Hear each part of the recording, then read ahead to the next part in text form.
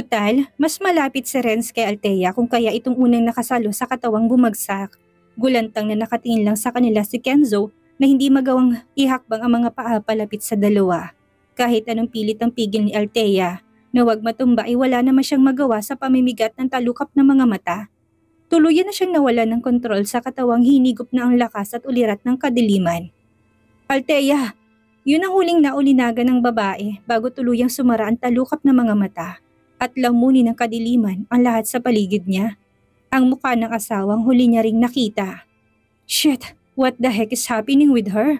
Malakas na pagmumura ni Renz. Hindi na alintan ang presensya ni Kenzo sa paligid nila. Althea, huwag kang magbibiro ng ganyan. Akala mo'y madadaan mo ko sa pag-iinarte? Huwag kang magpanggap. Bulalas nitong marahang sinapak-sapak ang magkabilang pisngi ni Althea na natiling mariing nakapikit pa rin. Namawis na ang palad ni Renz na nakahapit pa rin sa bewang ng asawa. Lumaylay ang isang braso nito na nagpaalarma pa sa paningin niya. Tumahip sa takot ang dibdib niya. Sa tingin niya hindi lang ito basta umaarte. Nilingon niya si Kenzo, humihingi ng tulong ang mga mata nito. Ano, tatayo ka na lang dyan at papanoorin kami? Wala kang gagawin? Tumawag ka ng ambulansya. Wala bang first aid training ang company mo? Walang nurse? Nasaan ang doktor? O ano pa man? Can't you see? It's an emergency, Mr. Marquez. Do something! Nahimasmasan si Kenzo sa sigaw ni Renz na mababakas ng pag-aalala sa muka. Mr. Salmeda, lumapit si Kenzo at akmang aagawin ng katawan ni Althea kay Renz pero hindi nito ibinigay ng nauna. Sa halip ay mas lalo pa siyang nagalit. What are you doing? Hindi mo ko narinig? Ang sabi ko, tumawag ka ng ambulance o hindi kayo naman ay nurse na doktor para magbigay ng first aid. Napakarap-karap si Kenzo. Windang na rin kung ano o alin ang uunahin niyang gawin. Teka, wala rin bang doktor o nurse on duty sa klinik mo? Ano bang klaseng kumpanyang meron ka? Walang silbi. Sinubukan ni Kenzo na kumalma. Huwag sabayan ng galit ni Renz dahil natural lang naman siguro yon dahil ito ang asawa. Pero ganun pa man, total malapit na matapos ang annulment nila. Wala na dapat na itong pakialam kay Althea. Labas ka na dito, Mr. Salmeda. Akin na, ibigay mo siya sa akin. Kami nang bahala sa kanya. Dadalhin ko siya sa klinik, hindi niya na kailangan pumunta ng ospital. Althea just needs some rest. Pagod lang. What the hell? Kailangan niya madala sa ospital upang ma-check up at hindi sa klinik mong walang nurse o doktor. Paano kung may mas malala pang mangyari?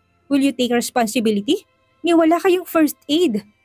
Believe me, Mr. Salmeda, pahinga lang kailangan niya. She just worn out. Bulag ka ba? Hindi mo ba nakikitang mukha niya? Parang piraso ng papel sa putla. Malamang ay may sakit siya. Hindi yan normal. Alam mo, ikaw may kasalanan nito eh. Panay ka pa overtime, wala ka namang malasakit. Hindi siya pinakinggan ni Kenzo na kinuha ng isang braso ni Althea. Buo ang loob na kunin ng kaibigan dito. Huwag mo siyang hahawakan. Sundin mong gusto ko kung ayaw mo magwala ko dito. Mr. Salmeda, you must listen to me. Sa tingin mo gusto ni Althea magpadala sa'yo sa ospital? Oras din ng trabaho ngayon at nandito siya sa loob ng company na pag-aari ko. Kaya responsibility ko siya. Hayaan mong dalhin ko siya sa klinik. Maya-maya lang ay magigising na siya. Akin na. Muling inilahad ni Kenzo ang dalawa niyang braso para kunin ang katawan ni Althea na wala pa ring malay doon. No, ako magdadala sa kanya sa ospital. Ako rin nagagawa ng paraan paano ko siya dadalhin doon. Total, wala kang silbing employer. Wala kang malasakit sa kanila. Puro ka lang buladas. Pagkasabi noon ay parang bulak na binuhat ni Renz si Althea at nagmamadali ang mga hakbang na naglakad patungo ng exit. Kabadang sinundan siya ni Kenzo, baka sa mukha na kapag hindi niya ginawa yon, ay baka malaman ni Renz ang sikretong matagal na tinatago nila ni Althea. Mr. Salmeda, don't you dare follow us, Mr. Marquez. I am warning you. Gumagalaw ang panganglingon ni Renz kay Kenzo, pawisan ng leeg sa kaba ni Renz. Patuloy na tinatalunto ng mahaba niyang mga binti ang lobby ng building. Diretso siyang bumaba ng basement parking. Hindi naisip na gumamit ng elevator para dumiretso doon sa labis na pagkataranta niya. Pambihira naman, anong gagawin ko? Hindi pwedeng matangay niya katawan ni Althea. Marahas na ginulo ni Kenzo ang buhok. Yun ang naging sagot niya. May magagawa naman siya lalo at pwede siyang tumawag ng security. Kaya lang ay mas lalo magdudulot ng matinding gulo kapag ginawa niya to. Isa pa'y baka lalong mapahamak si Althea na buhat pa ni Renz. Gulantang ang mga employee na nakasaksi noon hanggang sa umabot sila ng parking lot. Mahina silang nagbulungan at napatanong kung anong nangyayari. Pakibukas ng pintuan! Sigaw ni Renz na nagpataranta sa driver niyang lula ng kotse. Kaysa tumanganga ay nagkusa na si Kenzo na buksan yon kasi yung driver hindi alam kung alin ang uunahing gawin. Hinila niyang pintuan sa likod at malawak na binuksan. Walang pag-aalinlangan na pinasok ni Renz ang katawan ni Althea doon. Sumunod siya, maingat ninangat ang ulo ng asawa. Pinaunan sa hita niya. Wala pa ring malay dito si Althea. Akmang sasama si Kenzo pero sinamaan siya nito ng tingin na Renz at hindi pinasakay sa loob. Huwag ka nang sumama. Babalitaan na lang kita. Bakas ang pagtutol sa mukha ni Kenzo pero bigla na lang siya pinagsara ng pinto bago pa man makapagreklamo. Tara na Manong, dalhin mo kami sa malapit na ospital. Agad tumalim ang driver. Bagamat nagulat sa itsura ni Althea. Pinaharurot na nito paalis sa lugar ang sasakyan. Anong gagawin ko ngayon? Sobrang frustrated na tanong ni Kenzo na tinatanaw lang ang pag-alis ng sasakyan. Paniguradong kasusuklaman ako ni Althea oras na magising siya at malamang nabuking na siya sa kanyang sekreto. Ilang minuto pang nanatili doon si Kenzo. Pagbalik niya ng office ay naabutan niya ang upukan ng mga employee na pinag-uusapan ng naging kaganapan sa loob ng building. Go back to your work! Nagpulasa ng mga ito na nagulat sa malakas na boses niyang umaalingaw-ngaw. Pumasok na siya ng opisina. Masakit pa rin ang ulo bunga ng pag-aalala para kay Althea. I wonder, ano bang relasyon ni Althea kay Mr. Salmeda? Pasok ni Ruby na tila masaya pa sa sinapit ng katrabaho. Last time nakita rin namin siyang bumaba sa sakyan ni Mr. Salmeda. Hindi lang ako Baka sabihin mo imbento yun sir. Tapos ngayon naman ay harapang binuhat siya bigla. Ang fishy sir, di ba? Habang nagtatalak doon si Ruby ay binuksan ni Kenzo ang computer at gumawa ng suspension letter para dito. Hindi na niya pinakinggan ang mga sinasabi nito at patuloy lang niya yung ginagawa. Tumayo siya ng ma-print at kagad na pinapirmahan niya yon. Ano po ito sir?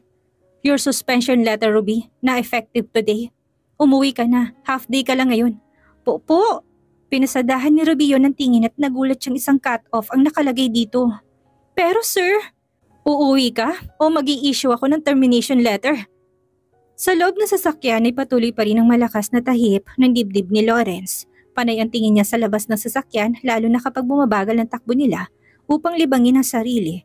Maraming negatibong bagay ang pumapasok sa isip niya. Napilit niyang winawaglit. Ilang beses niyang sinulyapan ang mukha ni Althea na wala pa ring ulirat sa mga oras na yon. Althea, sinubukan niyang gisingin ito sa pamamagitan ng pagpalo-palo sa pisngi. Wala pa rin ito naging response na lalong nagpabahala sa kanya. Nanunuyo ng lalamunan niya.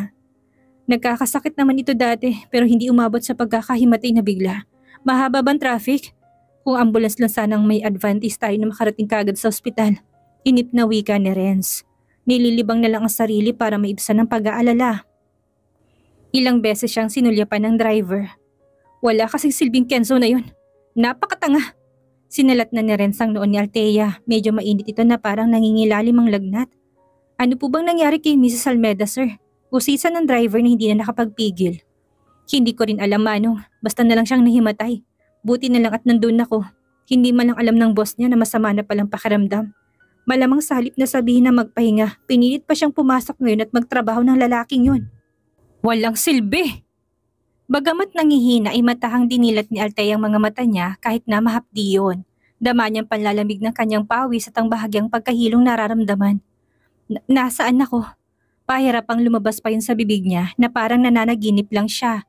Agad siyang nilingon ni Renz na marinig ang boses na malakas pa ditong iyak ng pusa. Nasa sakyan kita Althea. Dadaling ka namin sa ospital. Huwag ka na mag-alala. Hospital? Oo, hindi mo ba matandaan na nawalan ka ng malay at kailangan mong pa-check up? Sa kabila ng pangihinay, sinubukan na roon ni Althea na bumangon at umayos ng upo. Hirap man ay pinilit niya ang sarili. Maingat siyang tinulungan ni Renz na hinawi ang ilang hibla ng buhok na nakadikit sa pinagpapawisang leeg. Sandal ka lang, huwag kang masyadong magalaw. Gusto mo ba ng tubig? Sandali lang. Mabilis na kinuha ni Renz ang extra bottle niyang tubig na nakalagay sa loob ng kotse. Gamit ang nanginginig na kamay, ibinuksan niya yon at binigay kagad kay Althea upang makainom ito. Ayoko Renz. Pakiusap, huwag mo kong dadalhin sa ospital. Ha? Bakit ayaw mo? Althea naman, listen to me, nahimatay ka. Kailangan mo pa-CT scan para malaman natin kung saan o alin ang may mali sa katawan mo. Mabuti na yung naaagapan. Mariin ang naging pag-iling ni Althea. Batid niya na oras na magpunta sila sa ospital at i-push ang gusto nito. Hindi na niya magagawang itagong pagbubuntis niya. Malalaman na yun ni Renz at baka ito pang maging dahilan ng mas malala niyang magiging problema sa buhay. Ayoko. May sakit ka, Althea. Hindi pwede na hindi. Ako ang may katawan, kaya ako ang nakakaalam, Renz. Ako ang magdidesisyon kung anong gagawin ko. Igalang mo naman sana yun. Angil niya sa asawa. Hindi siya papayag na ipilit itong gusto dahil lang nahimatay siya. Hindi tayo pupunta ng ospital. Maayos naman na ako. Nawalan ka ng malay tao. Yun bang walang sakit? Tumigil ka nga dyan sa katigasan ng ulo. Bakit, Renz? Hindi ba pwedeng napagod lang ako at kulang sa tulog at pahinga kaya ako nawala ng ulirat? Huwag mo nga akong pangunahan sa kung anong gusto kong gawin. Sino ka ba sa akala mo? You have no right na diktahan ako. Huwag mong panghimasukan ang desisyong gagawin ko. Napahawak na si Althea sa ulo niya dahil medyo umiikot na naman ngayon ang paningin niya. Saka, gutom ako. Hindi pa ako kumakain ng lunch. Isang piraso lang ng donut ang breakfast ko kanina. Kaya sure akong yun lang yun. Nangalit ang ngipin ni Renz nang marinig niya yon. Eto na nga bang sinasabi niya. Bakit kasi hindi ka umuwi sa bahay kagabi? Pinili mo siyang apartment. Tingnan mo na. Please, Renz, please. Puno ng pakiusap niya rito. Napabuga na ng hangin sa Renz. Niluwagan ng suot na necktie. Kung siya lang ang masusunod, gusto niya sa ospital ito dalhin ngayon. Gusto ko nang umuwi. Gutom lang ito. Sa bahay mo ko dalhin na tawag sa ospital. Please, Renz. Sinubukan ni Althea na hawakan ng kamay ni Renz. Ang buong akala niya nakikiusap siyang painumin siya nito. Kung kaya naman nilapit na ni Renz ang bunganga ng bote sa bibig ni Althea. Uminom naman doon ang babaeng bukod sa gutom ay nauuhaw na rin. Pinagmasdan niyang mabuti ni Renz. May nginig pa rin ang kamay, nangihina. Kung ayaw mo akong ihatid sa bahay dahil may lakad ka pa, ibaba mo na lang ako dito. Sasakay na lang ako ng taxi. Umiling sa Renz. Hibang bato si Althea. Ano tingin nito sa kanya? Walang malasakit? Kahit naman hindi sila in good terms. Pagdating sa ganitong bagay ay may pakialam siya. Mukha lang siyang matigas pero deep inside, nag-aalala. Oo na, Althea, sige na. Hindi na kita dadalhin sa ospital kung ayaw mo. Uuwi tayo sa bahay. Napabalik tanaw si Lawrence sa nakaraan nilang dalawa. Nung una niya itong nakilala, inosente ito, mahina. Kagaya ngayon habang nakikiusap ito. Subalit, magmula ng pag-usapan ng annulment na wala ng katauhan niyang iyon. Ang pumalit dito ay Althea na kabaliktaran ng babaeng kilala niya. Matalas na rin ang dila nito na hindi nagpapatalo. Salamat, Renz. Pagkasabi noon ay sumandal ang ulo ni Althea sa balikat ni Renz. Para siyang nabunutan ng tinik sa dibdib. Nakahinga na rin siya ng maluwag. Safe pa rin ang sekreto ko. Saglit ni Althea ang sinarang mga mata, ngunit kagad din niyang binuksan sa pag-alaala na baka ini-etchos lang siya nito. Dadalhin pa rin siya ng ospital, oras na makalingat. Usually, hindi ka naman takot na madala sa ospital, Althea. Hindi nga, pero dahil mahinang immune system ko, paano kung lalo ko magkasakit? I mean, mahawa doon ng sakit. Tumango lang si Renz. May point nga naman ng asawa. Manong, hindi na ho tayo pupunta ng ospital. Pakihatid na lang kami sa bahay. Sige po, sir. Pagtigil ng sasakyan sa tapat ng bahay, hindi nakapalag si Althea nang buhatin siya ni Renz. Aamin niyang mahina pa rin ang katawan niya. At oras na subukan niyang maglakad ay baka mahirapan. Feel niyang bawat hakbang na lalaki habang buhat siya nito. Renz, dun mo ko sa kwarto ko ihatid. Agad na utos niya nang tangkain ni Renz na dalhin siya sa silid nitong inuuko pa. Pagkalapag ng katawan ni Althea, kagad lumabas ang silid ng lalaki para kumuha ng gamot sa lagnat. Pagbalik may dala na itong baso ng tubig at ilang piraso ng gamot. Here, take this. May sinat ka. Naburong mata ni Althea sa gamot na panglagnat na nasa palad ni Renz. Wala na itong balat, hinihintay na lang niyang tanggapin. Hindi ito tinanggap ni Althea, hindi niya alam kung harmful ba ang gamot na yun sa baby. Huwag mo sabihin sa akin na ayaw mo ring uminom ng gamot. Paano kanyan gagaling? Napilitan tanggapin yun ni Althea. Wala na siyang ibang dahilan na masasabi kay Renz. Naubusan na siya. Every 4 hours ang inom ng gamot na yan para kagad mawalang lagnat at sama na pakaramdam mo, Althea. Thanks, Renz. Alumpihit na tinanggap pa ni Althea ang gamot dahil parang galit na tono ni Renz. Isinunod niya ay ang baso ng tubig, hindi umalis sa harapan niya si Renz na para bang hinihintay nitong inumin niya ang gamot na ibinibigay. Inilagay niya ang gamot sa bibig pero kagad na inipit sa ilalim ng dila. Hindi niya sure kung makakasama ito sa baby dahil sa side effect. Mabuti nang maingat siya at baka pagsisihan niya sa bandang huli ito. Stop acting like a child, Althea, lalo na pagdating sa pag-inom ng gamot. Ayaw mong gumaling? Gusto mo bang alagaan at palalain ang sakit? Hindi nagsalita si Althea para siyang batang ginalitan ng magulang dahil ayaw na sumunod. Umayos ka, Althea. Problemadong turan pa ni Renz, may himig ng pagbabanta. Ayaw mo na nga kanina magpadala sa ospital, tapos ngayon naman, ay ayaw mo pang uminom ng gamot. Gusto mo na bang magpatiwakal ha? Napapangiwi na si Althea sa pait ng gamot na nasa ilalim ng kanyang dila. Hindi niya ito mailuwa dahil nasa harapan pa rin si Renz. Lihim niyang dinadalangin na sana'y lumayas na ito sa silid. Akin na yung baso. Kung hindi ka kagagalitan, hindi ka susunod. Daig ka pa ng batang paslit. Ibinigay na ni Althea ang baso sa lalaki. Nang tumalikod si Renz ay mabilis niyang niluwa sa palad ng gamot at napangiwi na sa pait nito na naiwan at dumikit sa kanyang dila. Lumingon si Renz. Mabuti na lang at hindi siya nahuli nito. Anong gusto mong kainin? Hindi ba't sabi mo'y nagugutom ka? Ipagluluto kita kung kaya ko naman yun. At ipapaluto sa maid natin. Hindi ko alam. Lutang na sagot ni Althea na napaiwas na ng tingin sa asawa. Hindi siya sanay sa pag-aalala at pag-aalagang pinapakita ngayon na Renz.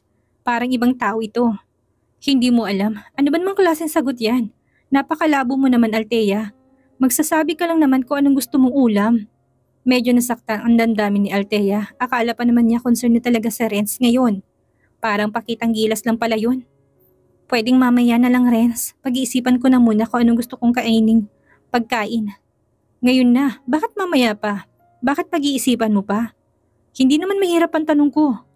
Bumalandra ng inis sa mukha ni Althea. Nairita siya sa panin na tanong ni Renz. Hindi na lang siya nito iwanan kung nagmamadali ito. Gusto ko ng may sabaw. Soup? Beef? Pork? Chicken? Pumili ka. Anong gusto mo dyan? Pwedeng mushroom or corn? Noodles? Sagot ni Althea na wala sa mga choices. Instant noodles ang gusto mo? Tanong ni Renz na parang ang dating kay Althea kung seryoso ba siya sa mga pinagsasabi niya. Yung may kasamang egg, Renz. Pero dapat hindi mababasag yung yellow ng egg. Request pa ni Althea na kumikina ng mga mata. Nangunot ang noon ni Renz. Hindi kumakain noon si Althea dahil ang katawiran nito'y malangsa. Kaya laking pagtataka niya ngayon kung bakit itong hiling. Sure ka na yan ang gusto mong kainin? Mukha ba ako nagbibiro? Sasabihin ko ba yun kung ayaw ko ng pagkain yun? Tinanong mo ko, diba? Sinagot ko na. Umalis ka na sa harapan ko. Tumawa lang si Renz, medyo naninibago sa galaw ni Althea. Hindi itong babaeng kilala niya noon. Ano pang hinihintay mo? Kung ayaw mo ibigay ang gusto ko, lumayas ka na sa harapan ko. Wika pa ni Althea sa masungit niyang tono. Alis ka na. Oo na, Althea, sige na. Ipapaluto ko na sa maid. Ipapaakit ko rin kagad dito sa silid mo pagkaluto. Paglabas ng pinto ni Renz ay mabagal namang bumaba ng kama si Althea. Iinot-inot ang naging hakbang niya. Tinungo niyang banyo at finlash sa toilet bowl nito ang gamot na niluwa niya kanina. Pagbalik ng kama ay kinuha niya ang cellphone. Sinimulan niyang isearch online ng brand ng gamot at ayon dito ay safe naman yun sa buntis. Kaya lang kailangan pa rin ng advice ng doktor bago i-take. Mabuti na yung nag-iingat ako kaysa hindi.